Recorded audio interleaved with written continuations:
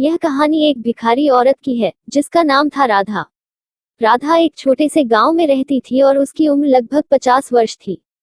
उसका जीवन अत्यंत कठिनाइयों से भरा हुआ था। राधा का बचपन गरीबी में बीता था। उसके माता पिता के पास थोड़ी सी जमीन थी, लेकिन वे इतने गरीब थे कि उसे पढ़ाई लिखाई की सुविधा नहीं मिल पाई। राधा जब बड़ी हुई तो उसकी शादी एक गरीब किसान से कर दी गई।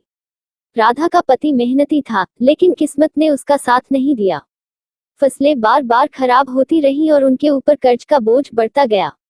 एक दिन राधा का पति बीमार पड़ गया और कुछ ही दिनों में चल बसा। राधा पर दुखों का पहाड़ टूट पड़ा। पति के जाने के बाद उसका जीवन और भी कठिन हो गया। उसके पास कोई आय का साधन नहीं था और गांव वालों से मदद की उम्मीद भी नहीं थी। राधा ने हार नहीं मानी। उसने छोटे मोटे काम करके अपना गुजारा करने की कोशिश की, लेकिन उम्र के साथ उसका शरीर कमजोर हो गया। अंततः उसे गांव छोड़कर शहर आना पड़ा। शहर में राधा ने भिक्षा मांगने का रास्ता चुना। यह उसके लिए आसान नहीं था, लेकिन पेट की आग बुझाने के लिए उसे यह करना पड़ा। राधा हर दिन शहर की गलियों में घूमती, लोगों से भिक्षा मांगती।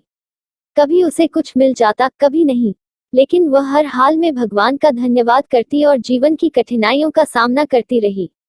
एक दिन एक समाजसेवी संस्था के लोग राधा से मिले। उन्होंने उसकी कहानी सुनी और उसकी मदद करने का निर्णय लिया। उन्होंने राधा को वृद्धाश्रम में जगह दी, जहां उसे खाना, कपड़े और चिकित्सा सुविधाएं मिल सकी। राधा की जिंदगी में एक नई रोशनी आई।